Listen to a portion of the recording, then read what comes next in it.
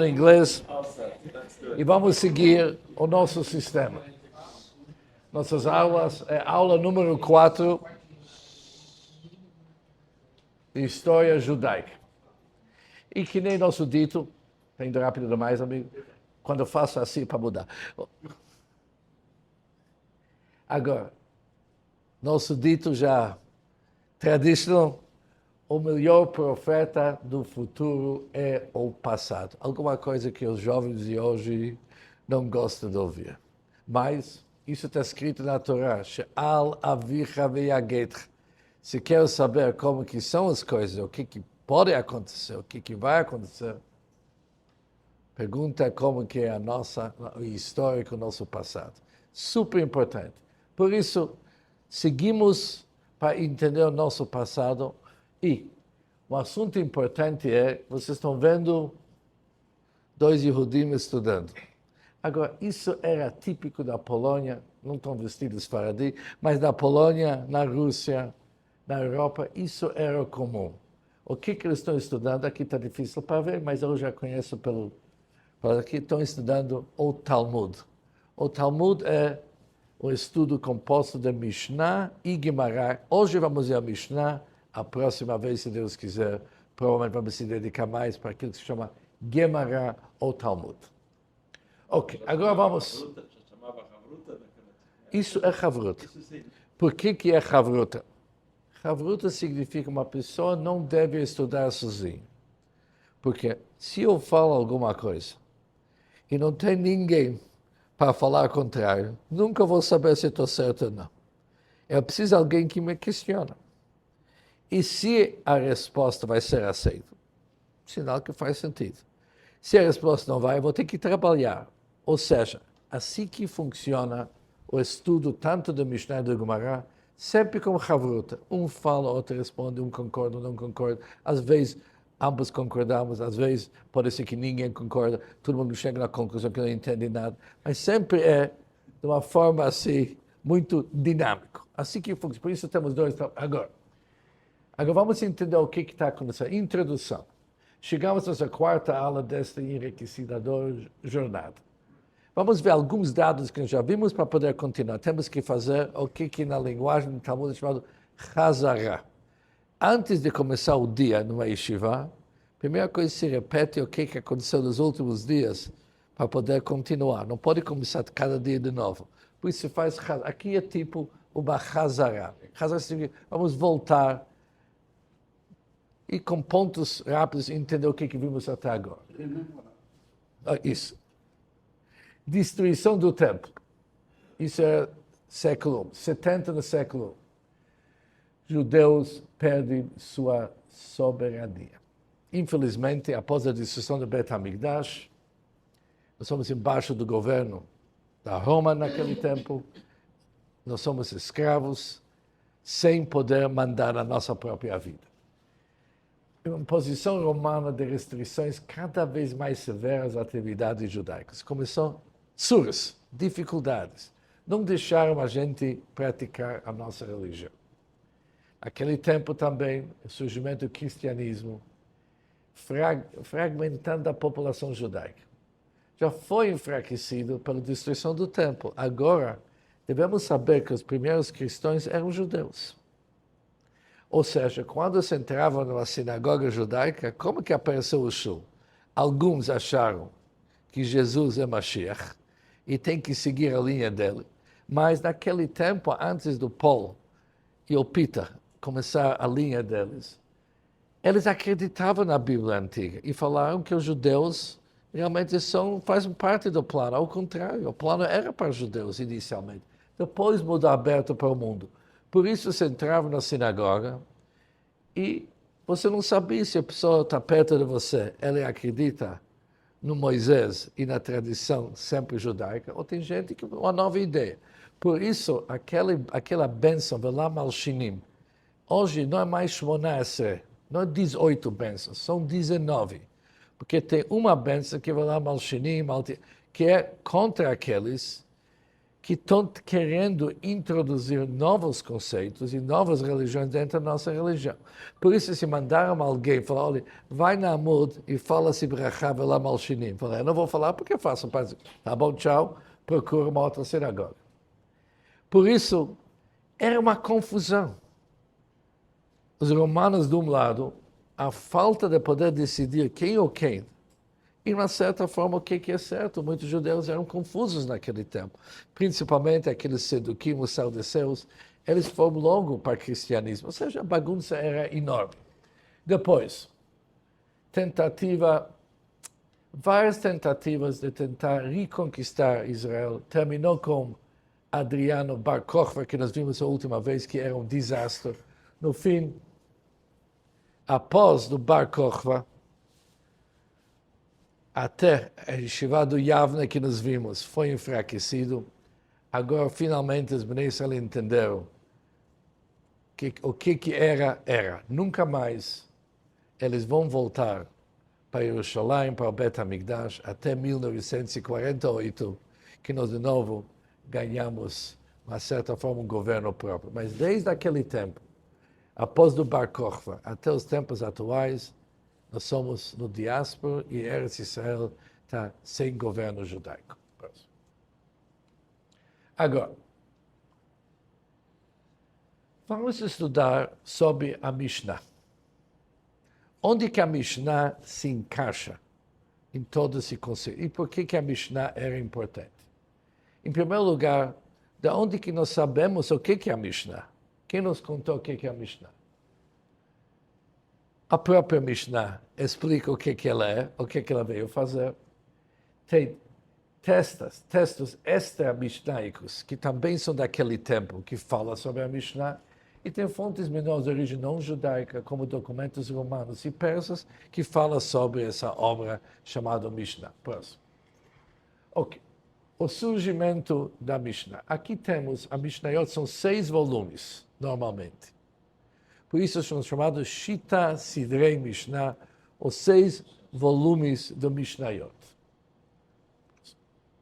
O que é a Mishnah? Agora vamos chegar no Tachlis. O que é a Mishnah? A Mishnah é um texto de grande relevância na tradição intelectual judaica. E talvez uma das razões mais importantes pelo qual esse texto é tão distinto de muitos outros, que ele tornou o judaísmo portável, aplicável à diáspora. Por quê? Nós sabemos que Moshe Rabbeinu no Sinai recebeu a Torá, exatamente o que a gente lê Shabbat, quando a gente abrimos o Sefer Torá, mas também recebeu a Torá oral. O que chama a Torá oral? Olhando na Torá, nós vamos estudar hoje, não dá para entender absolutamente nada. Se alguém só vai usar a Torá, vai viver uma confusão. Daqui a pouco vamos ter alguns exemplos. O que eles fizeram durante todas as gerações? Moshe Rabbeinu passou isso para Yoshua passou. Sempre houve, a Torá foi transmitida de geração em geração e ninguém anotou nada. Porque eles estudaram em grupos, falava, eu ouvi de tal, que ouvi de tal, que ouvi de tal. E eu estou passando para vocês, as pessoas iam memorizar, falar, olha, isso mostra o nível intelectual deles, que eles poderiam manter a Torá oral tantos anos, somente assim, transmitindo de um para o outro. Mas, chegou um certo ponto, quando muitos de Bnei Israel foram exilados para o mundo inteiro. Agora, como que vai ficar essa transmissão? Vamos dizer que na Babilônia tem um Chacham que sabe uma parte. Na Espanha, no Sfarad, tem outra Chacham. Agora, cada um vai dar uma parte. O que vai ficar? O que vai nos unir? Por isso, chegou Rebbe, chamado Rebbe Yehuda Hanassi, Rebbe Yehuda o Príncipe, e ele escreveu tudo aquilo que era passado de geração em geração, em todos os aspectos das traduções literais, alusões, a Kabbalah, tudo isso aqui foi passado para até Rebbe Yehuda Hanassi. Daqui a pouco vamos ver como que ele fez o trabalho, isso é um trabalho extraordinário. E ele montou por escrito, agora por escrito, não tem ainda como imprimir livros. É tudo por escrito, que é o Mishnayot. Mishnayot é Mishnah, o estudo, é o estudo que ele juntou agora. Se alguém tem esse Mishnayot por escrito, aonde que ele vai? Nós temos agora um governo portátil. Aonde que nós vamos? Nós temos leis que vão nos governar, uma língua que é unida, costumes que são iguais, ensinamos, e o nosso histórico também. Está tudo aqui. Você pode viajar o mundo inteiro. Temos Mishnayot, diz Rabbi Yehuda Hanassi. Agora, isso vai ser a base da nossa religião. Ou seja, texto central chamado, segundo parágrafo, Torá oral. A Torá foi dada a Moshe em duas formas. Torá escrito, 5 livros de Moisés, e a Torá oral, que foi transmitido. Funcionava como um tipo de tabernáculo portátil. Uma religião transportável que poderia ser levada para qualquer lugar e servir como terreno fértil para o desenvolvimento do judaísmo e muitos outros contextos. Próximo. Agora, antes de continuar, temos que ver quem era esse Rabbi Yehuda Hanassi. Quem que ele era? Rabbi Yehuda Hanassi, Rabbi Yehuda Príncipe, quem compilou? Ele é um grande compilador de todos esses ensinamentos chamados Mishnayot. Quem que ele era? Era uma figura super interessante. Porque o que sabemos dele? Nascimento após a morte de Rebbe Akiva. Rebbe Akiva tem 10 dos nossos sadikim anciões que foram mortos pelo Adriano, torturados e mortos. Um deles foi Rebbe Akiva, que simplesmente rasgaram ele em pedaços. É o Hamas daquele tempo. Por isso, Rebbe nasceu no dia que Rebbe Akiva faleceu. Foi morto. Ele era um líder enorme, sendo conhecido Nassi. Ele é um descendente do rei David, descendente da família do Hillel. Ele era uma pessoa riquíssima, que nós vamos dizer daqui a pouco. O Talmud diz que ele e Marco Aurélio eram as únicas pessoas daquela geração que tiveram verduras feitas daquele dia. Fresh vegetables. Eram os únicos. E o que ele tinha? Tznon. Tznon é radish. Como se fala radish aqui? O quê? Nabo e folhas. Todos os dias de Eretz Israel. Não era tão simples, mas ele era muito bem de vida. O Talmud diz que ele era rico, ele era uma pessoa. Ele não usava da riqueza dele nada. Ele era uma pessoa espiritual, mas mesmo assim, outra história. Mas ele é conhecido muito por sua estreita relação com o misterioso Antoninus. Tem alguém chamado Antoninus. Esse Antoninus não está muito claro para nós quem que é, várias opiniões. Talvez Antoninus fosse até Marcos Aurélio, famoso imperador de Roma, conhecido como o rei filósofo da época. Ele teve grandes relações com Rabbi Yehuda Hanassi. Agora, isso, na linguagem talmúdica, tem que ser decifrado. O que isso significa que ele teve essa amizade? Significa que pela amizade e conexão dele, eles se encontraram muitas vezes. O Rebbe viajava para Roma para se encontrar com seu amigo, se respeitaram. Ou seja, ele deixou Rabbi Yehuda ser um certo líder, obviamente embaixo do governo de Roma, mas tivemos um pouco de tranquilidade, porque sem tranquilidade não seria possível fazer o Mishnayot. Naquele tempo a yeshiva já saiu de Yavna, ela foi para Galil, Rabbi Yehuda nasceu uma yeshiva enorme, onde que ele trabalhou, mas tendo um certo calmo, porque estava com boas relações com Roma. Ou seja, vamos se posicionar, destruição do Bet HaMikdash, bagunça, Yavna, Adriano aqui, depois Rabbi Yehuda, uma certa tranquilidade, boas relações, e a Mishnah está sendo feita. Aqui, obviamente, naquele tempo não tinha forma de fazer essa foto, provavelmente o talit era diferente, mas Rabbi Yehuda nasceu imperador Antoninus. Isso, ok, próximo. Agora, a caverna funerária de Rabbi Yehuda nasceu é Bet She'arim, Israel, isso está do norte. Dizem que aqui é o túmulo dele. Se é verdade ou não, nós nunca vamos saber, porque é uma história quase 2.000 anos atrás, próximo. Ok. Agora vamos entender as dificuldades que ele enfrentava. Escrever a Torá oral foi um grande rompimento com a tradição. Por quê? O Talmud diz que o versículo diz Lo yamushu mipicha. Eles nunca vão sair, vão se desvincular da tua boca.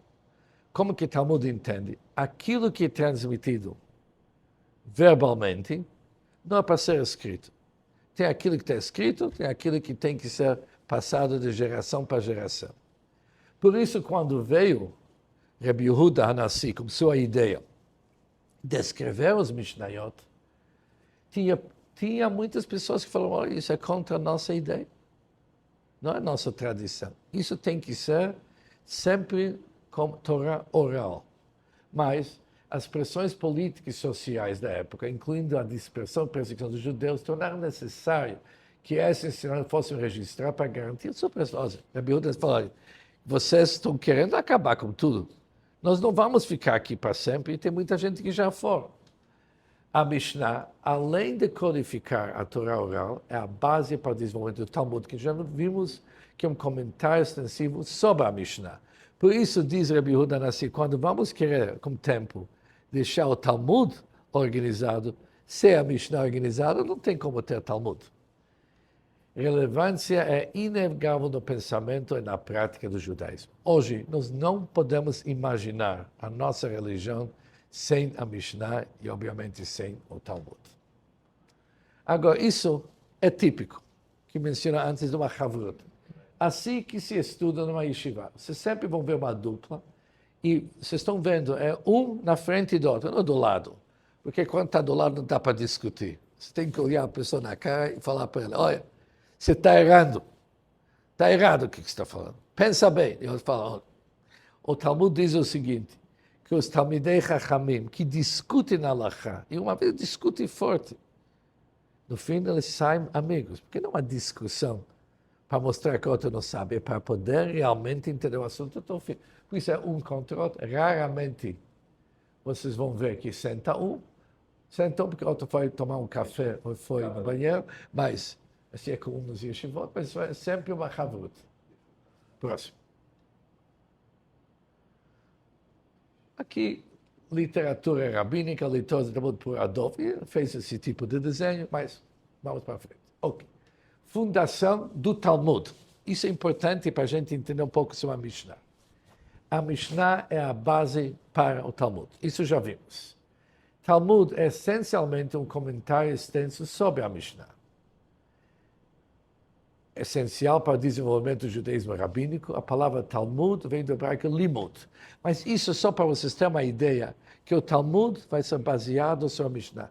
Todo o Talmud funciona o seguinte, tem uma Mishnah, normalmente a Mishnah é 5, 10 linhas, depois você tem 10 páginas de Talmud, explicando aquelas 5 linhas, e cada vez com vários detalhes. Próximo. Agora, vamos começar a entender o que é a Torá oral, o que é a Mishnayot. Esclarece ambiguidades. Por exemplo, isso aqui todos nós sabemos que é uma etrog. O que é uma etrog? Na Torá está escrito Pri Etz Hadar. É uma fruta Hadar. O que é Hadar? Fruto de uma bela árvore. Mas uma maçã também, uma fruta de bela árvore. Uma laranja também. Quem sabe? Abacaxi. Eu acho que abacaxi não cresce na árvore. Mas, vamos dizer, falta frutas bonitas que crescem nas árvores. Como que se chega da Torá escrita, onde está escrito fruto de uma bela árvore, para o nosso etrog? Não está escrita a palavra etrog na Torá. A palavra etrog não existe. Etrog é uma fruta cítrica, está certo? Nada disso está escrito na Torá, está escrito apenas Pri Etz Hadar, fruto de uma bela árvore. Mas o Talmud diz o seguinte, Hadar, olha gente, a Torá escolhe palavras certas. Hadar pode ser uma bela árvore, bela, bonita. Mas Hadar também, alguém que mora em algum lugar em Israel, alugou um apartamento chamado Dayar, Ladur, que a gente fala na nossa reza, Ladarim Alel. Ladar significa morar. O que chama uma fruta que mora? O Talmud começa a comparar linhas com linhas. É uma fruta que suporta todas as estações do ano. Pode ser inverno, primavera, verão. Essa fruta, ela existe na árvore o tempo inteiro e o clima não prejudica, diferente que as outras frutas. Isso é um Hadar. Agora, qual fruta? A única fruta que realmente aguenta todas as estações do ano, isso são páginas, é o nosso etrog. Apesar que muitos de vocês estão pensando, será que isso é suficiente para chegar nessa conclusão? Mas quem estuda o Talmud sabe que aqui tem várias provas depois e comparações com outros versículos. No fim, se chega a uma conclusão que isso supre omissões. Por exemplo, se vamos pegar leis do Tefilim, aqui o negócio é bravo. O que está escrito na Torá sobre leis do Tefilim? Vaya leot al yadcha, sobre teu braço, você tem que ter um sinal. Entre teus olhos, você tem que colocar totafot. Só isso que sabemos. O que tem que ser escrito nesse tefilim? O que é totafot? Entre os olhos, talvez, onde está o nariz. Então, onde que são entre os olhos é aqui. O braço é aqui. Onde que nós sabemos esses detalhes? E o que é totafot? A gente fala tantos dias, totafot. O que é totafot? Se olharmos no Talmud, Tat bekat Festein, Pat beAfrica Stein. Tem um país chamado África, tem um país chamado Katfi. Ali, quando eles querem falar o número 2, eles falam Tot, Tafot. Por isso, Totafot é 4. Agora, uau. Ou seja, o tefilim tem 4 parshiot, tem 4 comportamentos de. Ou seja, tem vários ensinamentos. E se compara, se deduz, se argumenta, até que chega no sinal como que são nossos tefilim. Pronto. Mas, olhando na Torá, tem detalhes. Depois, tem várias correções de leituras simplistas. Por exemplo, óleo por óleo. Na Torá está escrito, se alguém machuca uma outra pessoa e tira o óleo dela, você deve tirar o óleo dela. Os árabes ainda praticam isso de uma certa forma. E tem lugares onde... os beepers. Agora, óleo por óleo, não é nossa forma de ver isso aqui. Ele tem que pagar uma indenização para... Ou seja, tudo isso aqui na Torá não está claro. Por isso, se não tivesse a Torá oral, aqui apenas alguns exemplos, isso é perdido. Só olhando na Torá, sempre na nossa religião tivemos, por exemplo, os Sedukim, não acreditar na Torá oral. Por isso virá uma confusão, os Caraitas. Por exemplo, a Shabbat está escrito, não faça nenhum trabalho. Por isso, eles não fizeram nada, sentaram no lugar, ficaram sentados lá 24 horas, porque se levantar para ir no outro lado da sala, não pode fazer nenhum trabalho. O que se chama trabalho? O Talmud tem que falar o que é Mishkan no trabalho. Ou seja, tudo tem que ser elaborado, porque só olhando na Torá escrito, naquilo que nós temos, o nosso Sefer Torá, nós não temos informação. Próximo. O Talmud funciona de 3 maneiras. Tipo Midrash. Midrash significa alusões e deduções e provar, deduzir um assunto de um outro assunto. Depois tem a lado esotérico, Kabbalah, e depois tem Midrash. Midrash pode ser entendido de 2 maneiras, ou aquele tipo histórico que tem no Talmud muito, ou Pirkei Avot, ética dos pais, pode ser Midrash. Nós temos os 3 tipos, os Mishnayot e Talmud. Próximo. Isso é o que todos nós conhecemos. Ok.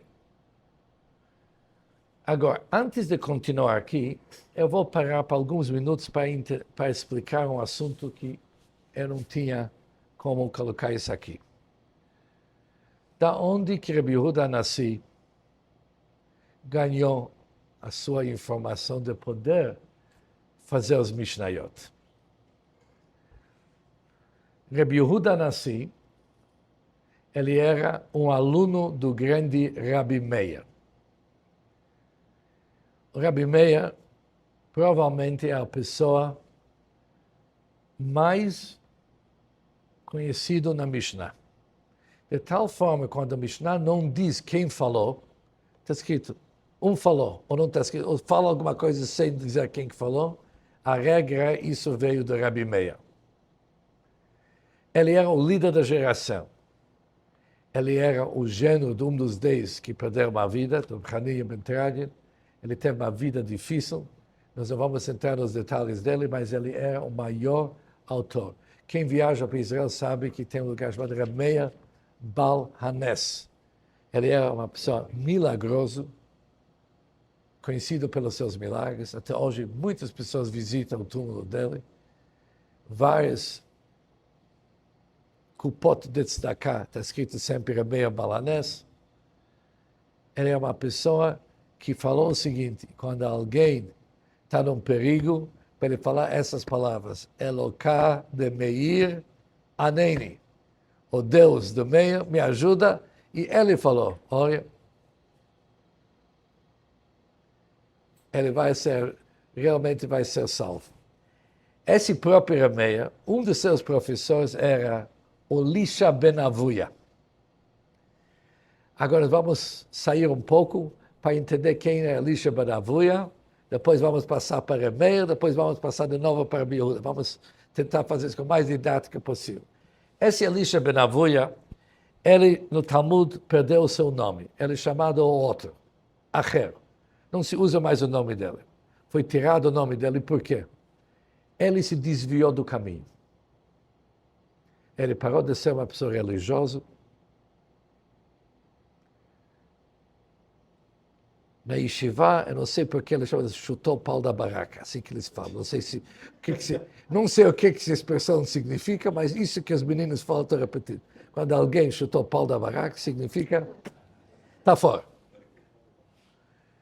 Mas ele era um grande erudito, ele era um dos Tanaim, ele era um das maiores cabeças nossas. O Rabi Meir, que era um aluno dele, falou, olha, por mais que os outros sábios excomungaram ele, falaram, nós não queremos mais ele entre nós, porque ele não acredita em nada. Rabi Meir falou, não, eu vou aprender dele. Eu sei como jogar fora as cascas e como aproveitar o interior dele. O que ele quis dizer? O interior dele é bom. Não olha o que ele fala, não olha o que está acontecendo com ele. Por dentro, ele é nosso e ele é um gênio. O Talmud conta uma história, que era um Shabbat, e Elisha ben Avuya passou montando no burrinho dele, na frente da Yeshiva do Rabi Meir, seu aluno. Rabi Meir falou, olha, meu querido professor, entra com nós. Falou, não, ele estava cavalgando perto do rio. Falou, não, eu tenho meu caminho para ir. Rabi Meir deixou a Yeshiva dele, ele foi do lado de seu professor, aprendendo dele. Imagina, Shabbat. Shabbat tem uma distância quando que pode andar fora da cidade. Chamado Tchum Shabbat. 2.000 amot, mais ou menos 1.000 metros. 1.000 metros fora da cidade e não pode continuar. Chegaram até o Tchum Shabbat, chegaram até o limite. O Elisha ben Avuya, o professor, fala para seu aluno Rabi Meir, Chazor Becha, volta, porque você não pode continuar. Para você é proibido. Volta, olha. O professor está cuidando do aluno. Fala, você não pode continuar. Chazor Becha, volta. O Rabi Meir volta para seu professor e fala, Af ata, mesmo você, Chazor Becha, volta. Mas ele não quis fazer somente volta. Volta em todos os sentidos. Volta para ser quem que você é. Esquece de teus novos assuntos. Chazor Becha. E Elisha ben Avuya fala para ele o seguinte, olha meu querido aluno, eu escutei uma voz celeste dizendo, Shuvu banim shovavim, isso vai ser um versículo que vamos falar muito, Rosh Hashanah Yom Kippur, voltem, fazem chuva, meus filhos dispersos, aqueles que abandonaram o caminho. Eu ouvi essa voz dizendo, chamando todo mundo para chuva, para arrependimento. Mas falaram, Chutz me'acher. Acher nós não queremos de volta. Ele é um caso perdido. Quando eu vi isso aqui, não adianta me pedir voltar, não vou me aceitar mais. Mas o término é o seguinte, o Reb Meir deu um jeito no fim da vida do seu Rebbe, trouxe ele de volta. Isso nós não vamos entrar nos detalhes, porque isso é interessante. Mas o que aconteceu aqui? O Talmud nos diz, tudo é claro. Quando ele ouviu a voz celeste, em primeiro lugar, nós não ouvimos voz celestes. Ele ouviu, mesmo quando ele estava, vamos chamar o que chamamos de fora do judaísmo, ele continuou ouvindo uma voz celeste. Mas ele não entendeu o que ele ouviu. Falaram para ele, olha, Elisha, volta para ser quem que você era. Acher ou outro, nós não queremos. Se você se define como outro, se você está vendo que tua vida é a vida do outro, isso não vai servir. Você tem que ver que o verdadeiro Elisha é Elisha. Esse Acher é algum transtorno na tua vida e se livra disso. Volta como Elisha, queremos você. Mas ele não conseguiu entender isso aqui, infelizmente. Isso era um dos professores do Reb Yehuda, é um dos professores do Reb Meir, e Reb Meir, em sua vez, era o maior da sua geração, teve Reb Yehuda Nassi como seu aluno. Agora, aqui tem algo importante. Reb Meir tinha anotações, como vários outros. Reb Meir tinha muitas anotações, mas não divulgou essas anotações. Ele entregou suas anotações, Rabban Gamliel também, tem suas anotações para Rabbi Yehuda Hanassi. Ele pegou esses e vários outros que ele conseguiu. Fez uma compilação e aqui nós temos o nosso Mishnayot. Apesar que não é conhecido, nós não temos nada daquela época para poder provar isso aqui, mas olhando nas Mishnayot, isso é uma Mishnah Kdumah, isso é uma Mishnah muito antiga. Antiga de quem? Daquela época. Ok, agora, já entendemos um pouco como que funciona esses Mishnayot. Agora, os Mishnayot, a estrutura da Mishnah, existe 6 setores, vamos chamar isso aqui. Um é sementes, chamado Zeraim, leis relacionadas à agricultura e bênçãos. Qual berachá se faz sobre quem? Qual sementes? Todas as leis da agricultura estão ligadas no Zeraim. Depois, Moed, tempos. Leis sobre festivais e Shabbat. Por exemplo, Shabbat, Chag, Rosh Hashanah, Sukkot, Kippur. Tudo está no Moed. Terceiro, Nashim. Nashim é traduzido mulheres, mas não é somente para mulheres. É leis referentes a casamento, divórcio e outras questões envolvendo mulheres e muito sobre direitos da mulher. Alguma coisa que o mundo acha que descobriu. Encontramos isso muito nesse setor chamado Nashim. Próximo, Nezikim, danos. Leis civis e criminais, especialmente relacionadas a danos e litígios. Mas não é bem assim. Não é somente a palavra Nezikim de danos, mas na realidade o Nezikim nós vamos encontrar todas as leis referentes a comércio, dinheiro, juros, o que é um fiador? Todas as leis, chamado como situações monetárias, encontramos no Nezikim. E aqui, quem entende como que funciona, é só dar para vocês uma lei que se encontra no Nezikim para vocês entenderem a profundidade que existe no Talmud, que o mundo de hoje ainda não descobriu. E o que é interessante, crianças de 8 a 10 anos estudam isso aqui. Por isso os coreanos são tão interessados no Talmud e nosso Mishnayot. Vamos pegar um exemplo. Há uma lei que é chamada Modeh B'Miksat. O que é Modeh B'Miksat? Se você chega para alguém e fala, sabe, algum tempo atrás, você chegou para a sinagoga, você pediu para te emprestar R$1.000. eu te conheço desde a infância, não pedi nada por escrito, não pedi fiador, não pedi documento. Confio em você. Te deu R$1.000. Mas você não está devolvendo. Chega para o Din Torah, chega para os rabinos. Os rabinos têm que achar uma solução. Os rabinos vão dizer para ele aquilo que nós sabemos. O ônus da prova é sobre quem está cobrando. Você não tem documento. Você não tem testemunha. Você não tem prova nenhuma. E como você quer cobrar uma dívida quando você não tem prova nenhuma? Você confiou, mas não deveria confiar dessa forma. E você arriscou. Agora, nós não temos como tirar dinheiro dele se você não tem prova nenhuma. Quando nós olhamos essa lei, faz sentido. Faz sentido. Agora, qual que é a lei se alguém chega e fala, sabe, você pegou R$1.000 na sinagoga. Você não está devolvendo. Ele fala, calma. Peguei, mas não 1.000. Eu peguei 500. Peguei R$500. Qual que deveria ser, segundo a nossa forma de entender?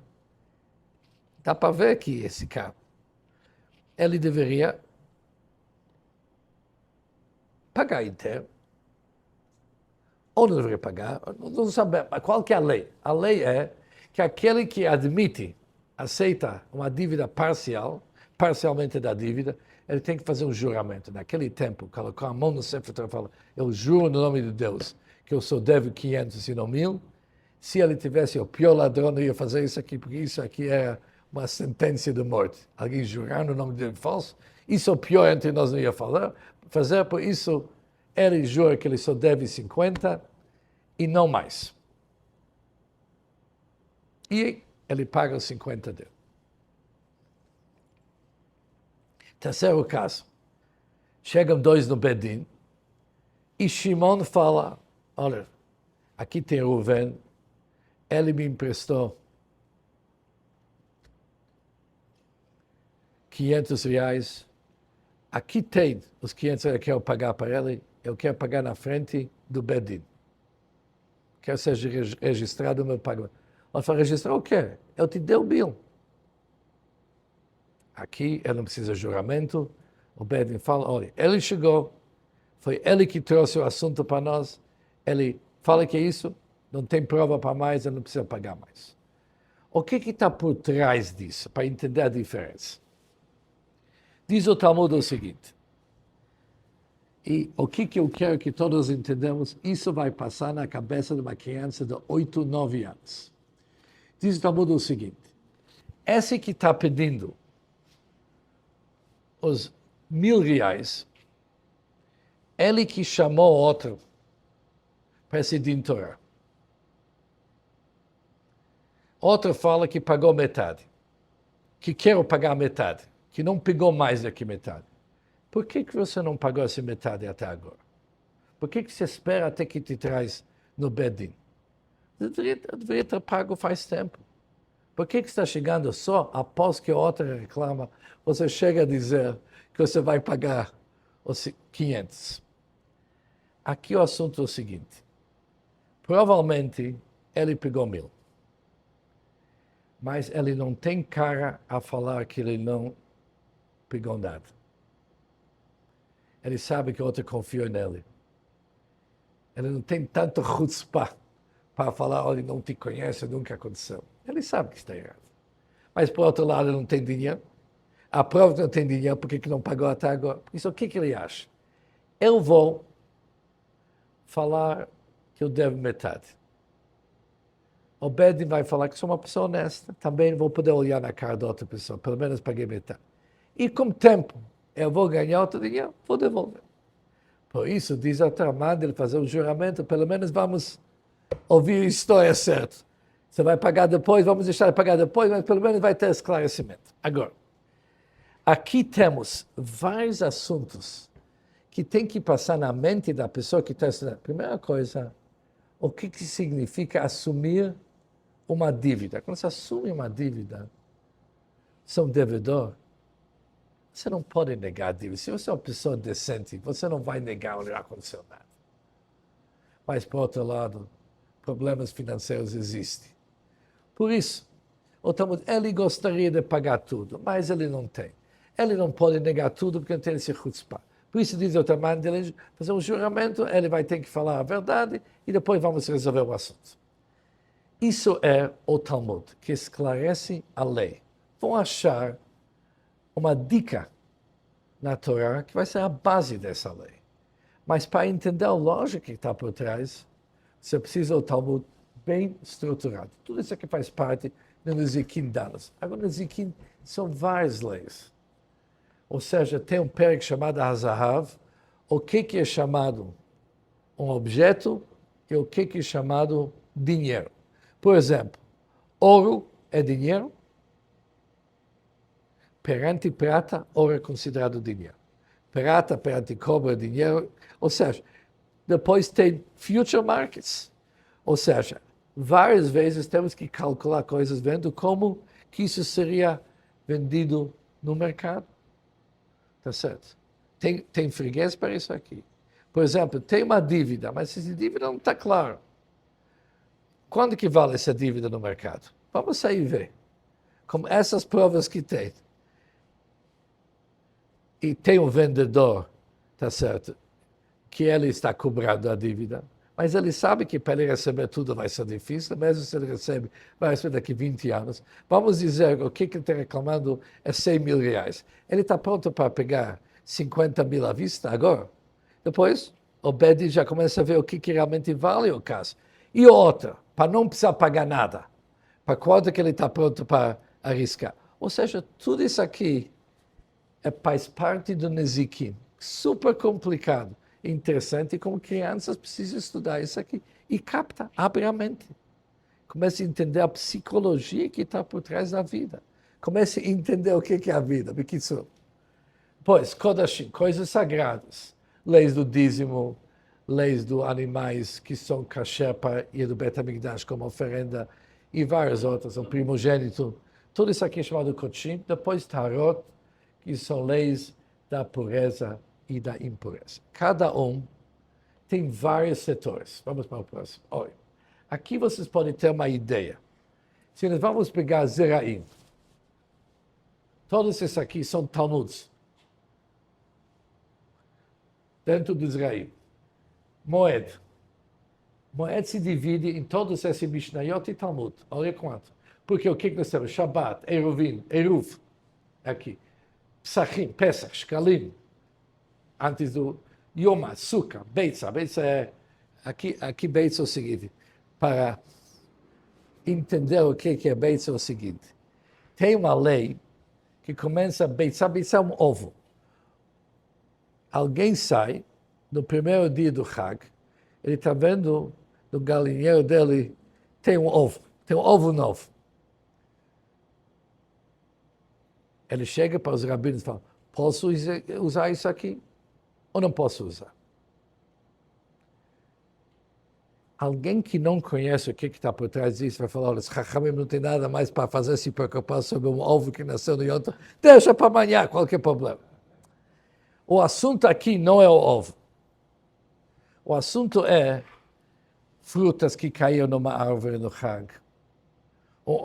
Alguma coisa que aconteceu no próprio Hag.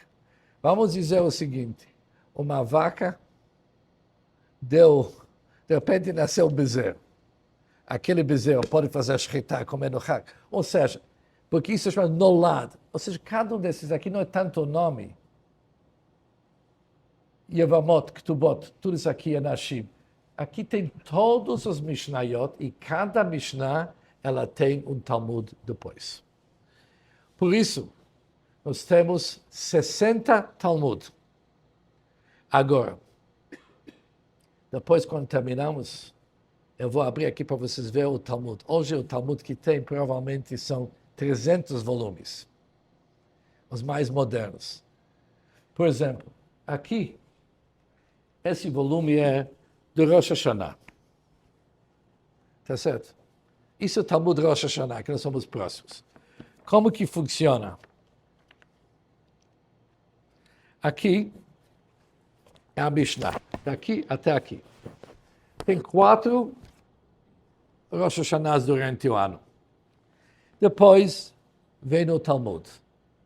E assim tem 4 Prakim, 4 setores dentro do Talmud. Cada setor tem várias Mishnayot, cada Mishnayot, vários Talmud.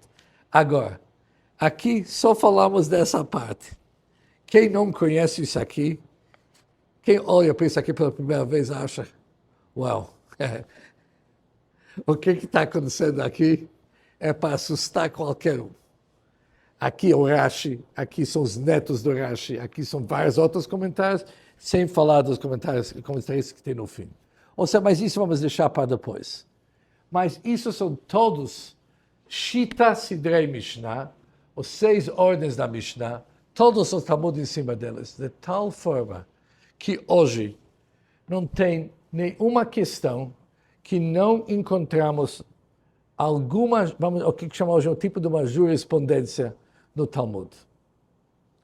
Tudo que acontece hoje, mas tudo, nós vamos falar, olha, vamos olhar no Shulchan Aruch, depois vamos olhar para Maimonides, vamos voltar para o Talmud e vamos ver de onde que vem para tentar resolver o nosso assunto. Ou seja, tanto na linha ética tipo Pirkei Avot, tanto no Medrash, do Kabbalah, tudo temos aqui no Talmud. Agora, isso são os Mishnayot mais antigos que nós temos hoje. Daqui a pouco vamos ver a origem. Isso tudo é escrito que nem se escreve no Sefer Torah. Obviamente, é uma outra escrito. Isso é mais estilo Sfaradi. Acho que nós nunca escreveram assim. Agora, manuscrito mais importante da Mishnah, conhecido como Codex Kaufman. Isso é considerado o mais antigo, escrito por volta do século X ou XI, estamos falando de 1000 anos atrás, contém emendas posteriores, provavelmente feitas com base de outro manuscrito, referência central para edições científicas da Mishnah. Olha como que está, próximo.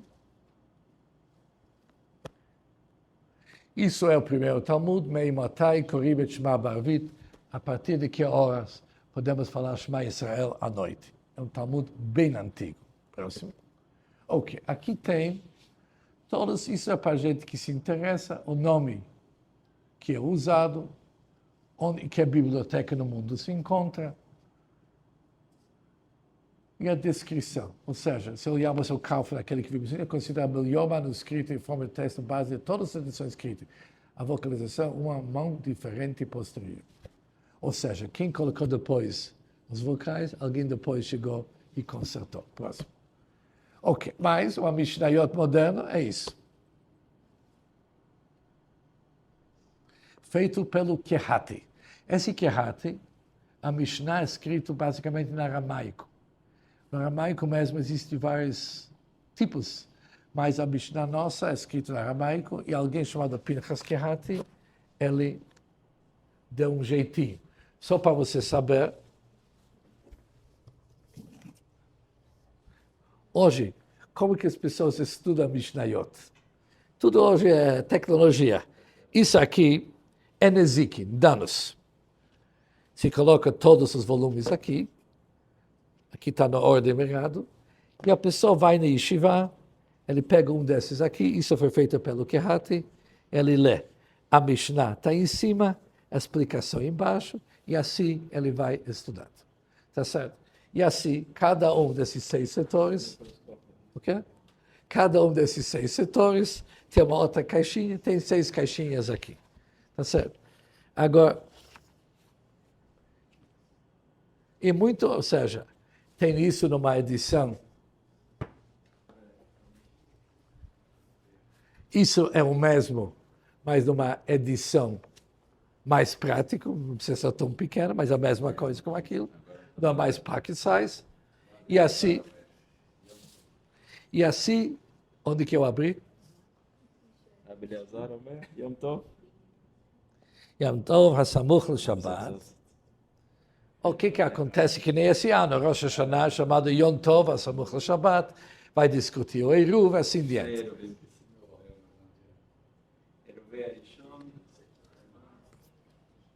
Agora, isso, obviamente, isso é apenas um painting, Só para entrar no espírito, como se estuda Talmud. Próximo. Obrigado, está no fim. Ok, o que nós sabemos? Que horas que é agora? 8h30? 8h32. Ok, o que nós sabemos disto? Fizemos a primeira parte. O que é Mishnayot? Mishnayot é um Bet HaMikdash portátil. Isso vamos lembrar. Por quê? Independente se é Sfaradi, Ashkenazi, se vem da Aram Sová, se vem do Marrocos, se vem da Tunísia, se vem da Rússia, se vem da Polônia, se vem dos Estados Unidos, se vem da Austrália, só tem um Mishnayot. Não existe, eu tenho meu Mishnayot. Não, isso é a base. Da mesma forma como tem um Sefer Torah, tem um Mishnayot. Temos um Talmud só. Não existe dois Talmud. Ok? Bavli Yerushalmi, mas todo mundo usa o mesmo Bavli Yerushalmi. Ou seja, e a lei é Halachá que Bavli. A lei, se tem uma diferença entre Yerushalmi, não senhor Yerushalmi aqui, entre o Talmud Yerushalmi e o Talmud Bavli, a lei sempre segue o Bavli. Por quê? Diz o Talmud porque eles discutiram muito. Já que discutiram muito, por isso podemos confiar mais no Bavli. Yerushalmi era mais uma ditadura. Por isso, voltamos ao nosso assunto. Já que todos nós temos o Bavli Yerushalmi, temos uma língua que nos une hoje, tá certo? Temos uma forma de se comportar, temos os mesmos sadikim. Isso que hoje tem seu Rebbe, isso aconteceu hoje, na última geração, que cada um montou um grupinho. Mas os Chachamim do Tanaim Amorim do Talmud e Mishnah, não existe, olha, Rebbe Meir é meu Rebbe e Rebbe Akiva é meu Rebbe. Não existe. Os Tanaim Amorim são nossos Rebbes, todos nós. Sabemos os nomes deles, sabemos o que eles falaram, sabemos os ditos, sabemos os ensinamentos, está tudo organizado. Quando não concordaram, o Talmud diz o seguinte, no fim, se tornaram os maiores amigos. Porque isso que não concordaram, às vezes acharam que o outro não está interpretando, se discutiram tanto até chegaram numa conclusão. Há regras que a halachá é como rabinatá, mas isso nunca no Talmud existe grupos, não tem grupinhos. É todo mundo junto com o mesmo Talmud.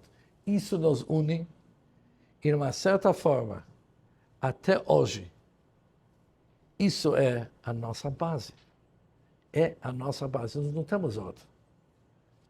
É Shulchan Aruch, baseado sobre Maimonides baseado sobre o Talmud sobre a Torá, e agora somos um Am Echad, um povo unido, onde que a gente tem uma linguagem unida, onde podemos continuar. Isso, só para se posicionar, é no ano 200, na contagem after JC. 70 JC, 130 anos depois, é a época da Mishnah. Com isso, temos a base para poder entender mais a visão Mishnah. Depois vamos voltar para o histórico, o que aconteceu desde a época do Mishnah. Porque o que vamos estudar para entender quem que nós somos? Nós temos o seguinte, Moshe Rabbeinu, até o término do Bet HaMikdash, Neviim, tudo que está escrito no Pirkei Avot. Depois temos o Talmud, Mishnah e Talmud.